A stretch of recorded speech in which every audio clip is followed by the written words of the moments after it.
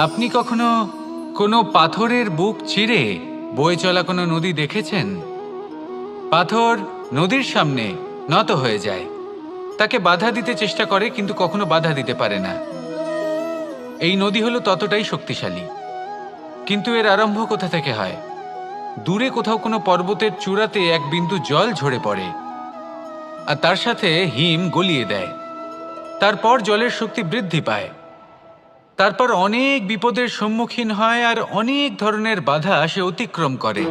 তার শক্তির এতটাই বৃদ্ধি হয় যে তাকে বাধা দেওয়া একেবারেই অসম্ভব ব্যাপার হয়ে যায়। দেখুন, নদী তো মহান বটেই, কিন্তু তাকে মহান করে তুলেছে কে? সেই সকল বিপদ যার থেকে ও কখনো পালায়নি। সেইভাবেই আমাদেরও বিপদ থেকে পালিয়ে গেলে হবে না, তার সম্মুখীন হতে হবে সাহসের সাথে, পূর্ণ শক্তি প্রয়োগ করে। তবেই আমরা শিখতে পারবো, তবেই আমরা সামনে এগোতে পারবো। যদি আপনি জীবনে কুন্দন হয়ে উঠতে চান, তাহলে জ্বলন সহ্য করতেই হবে। আসুন আমার সাথে ভালোবেসে বলুন, রাধা রাধা। এ হলো গোলাপ ফুল। একে আমরা সকলেই চিনি। সমগ্র সংসার ভালোবাসে এই পুষ্পকে। এই ফুল দেখতেও সুন্দর। সবথেকে বেশি গুরুত্বপূর্ণ কথা হলো এর সুগন্ধ, যা দূর দূরান্ত থেকে ব্যক্তিদেরকে আকৃষ্ট করে। এই সুন্দর পুষ্প একটু মন দিয়ে দেখলেই দেখা যায় এর নিচে কাঁটা রয়েছে। এই সংসার বলে, এ প্রকৃতির কেমন রচনা, এত কোমল পুষ্প, এটা কি তীক্ষ্ণ কাঁটা সহ প্রস্ফুটিত হয়? এটাই হলো জীবনের সত্য। আমাদের অন্তরের সদ্গুণ, সেগুলিও এই ফুলের মতোই সুন্দর। সংসার এর সৌন্দর্য দেখতে পায়, এর সুগন্ধ চতুর্দিকে ছড়িয়ে পড়ে। কিন্তু এই সদ্গুণ জাগ্রত করে তোলার জন্য কঠোর পরিশ্রম করতে হয়, প্রতিনিয়ত চেষ্টা করে যেতে হয়। তাই জন্য যদি আপনি জানেন আপনার পথ উচিত কিন্তু তা কাঁটায় পরিপূর্ণ, তাহলে থামবেন না, চলতে থাকুন। একবার যদি অন্তরের সদ্গুণ জাগ্রত হয়, তাহলে এই সংসার এর সৌন্দর্য দেখবে আর সুগন্ধে আকর্ষিত হয়ে আপনার কাছে আসবে। এই মন, এই জীবন প্রসন্ন হয়ে বলবে, রাধা রাধা। মোহনের বাঁশির এই সুর, এই সঙ্গীত কার না পছন্দ হয়? সবারই খুব ভালো লাগে। এবার এই সুর আসে কোথা থেকে? কেউ বলবেন কৃষ্ণের হৃদয় থেকে। সত্য কথা, এই সুর হৃদয় থেকে নির্গত হয় এবং প্রকট হয় এই বাঁশি থেকে। এই বাঁশিটাকে দেখুন, এই ছিদ্রগুলি দেখুন। প্রত্যেকটা সুর থেকে নিজস্ব একটা স্বর নির্গত হয়। এবার যে ব্যক্তি এই সমস্ত সুর এবং স্বর বুঝতে পারেন, এতে নিপুণ, তিনি এই বাঁশির দ্বারা যে সুর নির্গত করবেন তা তো মধুর অবশ্যই হবে। এবার জীবনের সাথেও কিছুটা এরকমই ঘটে। জীবনের কিছু নীতি থাকে, অর্থ, কুটুম্ব এবং আধ্যাত্মিক। যদি জীবনের প্রত্যেকটা মুহূর্ত সুখময় হয় এরকম আপনি চান, তাহলে এই তিনটি নীতিতে আপনাকে নিপুণ হতে হবে। কোনো একটি বিশেষ নীতির প্রতি যদি আপনি বেশি ঝুঁকে পড়েন, তাহলে বাকি দুই নীতি থেকে যা সুখ লাভ করা সম্ভব তা পারবেন না।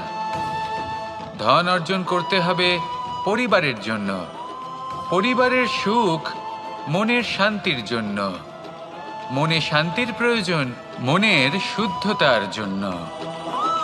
যখন এই মন শুদ্ধ হবে, জীবন শুদ্ধ হবে, পবিত্র হবে, সুন্দর হবে এবং ভালোবেসে বলবে, রাধা রাধা।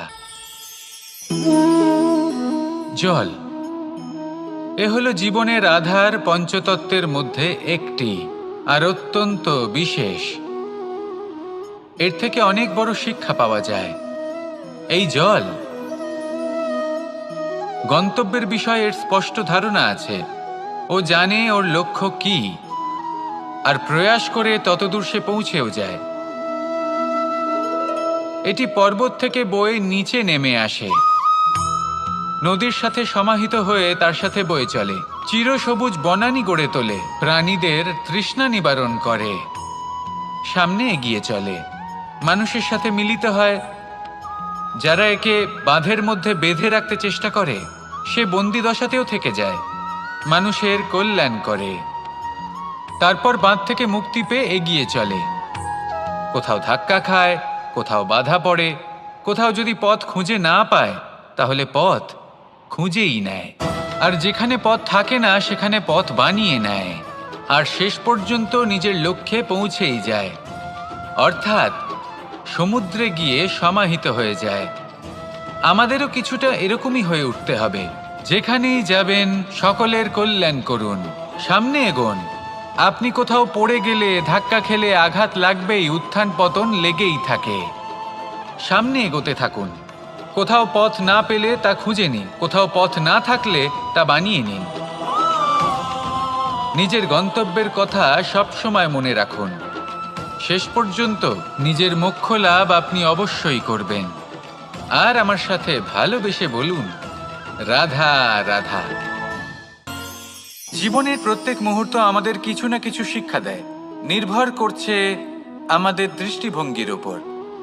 যেমন নদী হলো আমার অত্যন্ত প্রিয়, নদীতে ভ্রমণ করতে আমার খুব ভালো লাগে। কি বলেন? নদীতে সবসময় নতুন কিছু থাকে, ও পুরনো কিছুই নিয়ে বসে থাকে না, সবসময় প্রবাহমান, কখনো থামে না। ততক্ষণ থামে না যতক্ষণ না সাগরে গিয়ে সমাহিত হচ্ছে। ঠিক এইভাবেই আমাদেরও উচিত নিজের জীবন অতিবাহিত করা, নদীর মতো।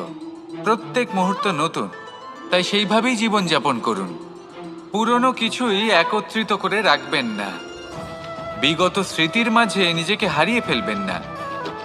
এই যে বর্তমান, এই যে মুহূর্ত, সেটাই হলো সর্বশ্রেষ্ঠ। এর মাঝেই জীবন যাপন করুন, নদীর মতো প্রবাহমান হতে শিখুন। আপনি শিখে গেলে তাহলে মনে রাখবেন, আমার আপনার মাঝে বিচরণ করতে বড়ই ভালো লাগবে। যে ব্যক্তি আনন্দের সাথে জীবনের প্রত্যেকটা মুহূর্ত অতিবাহিত করে কোনো চিন্তা ছাড়াই, প্রবাহমান হয়, কখনোই থামে না, যতক্ষণ না মুক্তি লাভ করছেন, এমন ব্যক্তির মধ্যেই রাধাকৃষ্ণ বসবাস করেন। তাহলে আসুন আমার সাথে ভালোবেসে বলুন, রাধা রাধা। সূর্যের প্রকাশ অন্ধকারকে দূর করে দেওয়া সেই মহানায়ক। এই সূর্যের প্রকাশ যখন পৃথিবীতে এসে পৌঁছয় কি হয়? এই পৃথিবী জেগে ওঠে, প্রত্যেক প্রাণী জেগে ওঠে, মানুষ জেগে ওঠে, নিজের কর্ম করেন, জীবন যাপন করেন। এই ঘুমের মৃতপ্রায় স্থিতি কাটিয়ে উঠে জীবন যাপন করতে শেখেন।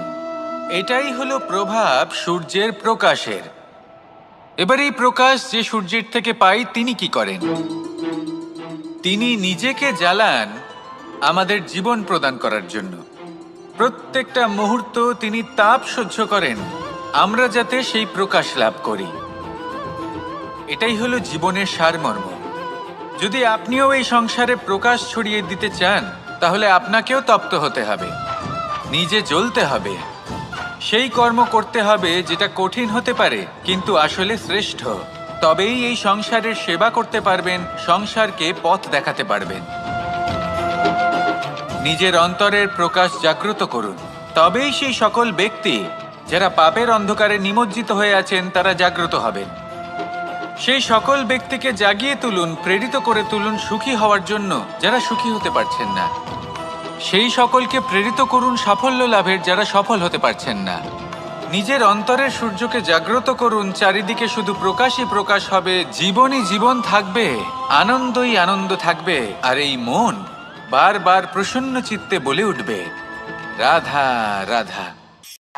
এই সংসারে এমন অনেক ব্যক্তি আছেন যারা নিজেদের প্রসন্নতার জন্য স্বার্থপরতার সীমা পার করে যেতে পারেন, নিজে সুখ লাভ করার জন্য অন্যকে দুঃখ দিতে পারেন। ওনাদের কারোর প্রতি কোনো টান নেই, না সমাজের প্রতি, না আপনজনদের প্রতি, না ঈশ্বরের প্রতি। এবার দেখুন, মানুষ যদি কাউকে ভয় নাও পায়, তাও নিজের কর্মের কথা মনে করে অবশ্যই ভয় পাওয়া উচিত।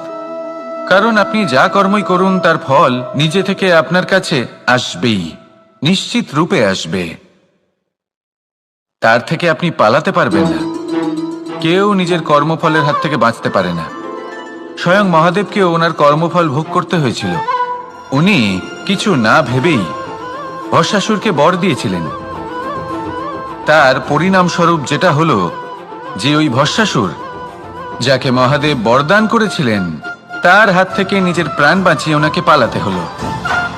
এই সংসারে এমন কেউ নেই যে নিজের কর্মফলের হাত থেকে বাঁচতে পারে। সবসময় এটা ভেবে দেখুন যে কর্মটা আপনি করছেন সেটা শ্রেষ্ঠ কি না। এমন কর্ম করুন যেটা আপনাকে জীবনে এগিয়ে নিয়ে যাবে। নিজেকে সৎ পথে রাখুন, কিন্তু এটাও সুনিশ্চিত করুন যে জীবনে যে কর্ম আপনি করছেন তাতে অন্য ব্যক্তির উপর কি প্রভাব পড়ছে, তাতে উনি দুঃখ পাচ্ছেন না তো। যদি আপনি যা করছেন তাতে সবার মঙ্গল হয়ে থাকে, তাহলে আপনার কাউকে ভয় পাওয়ার কোনো প্রয়োজন নেই। না কালকে ভয় পাবেন, না মহাকালকে। আসুন আমার সাথে ভালোবেসে বলুন, রাধা রাধা।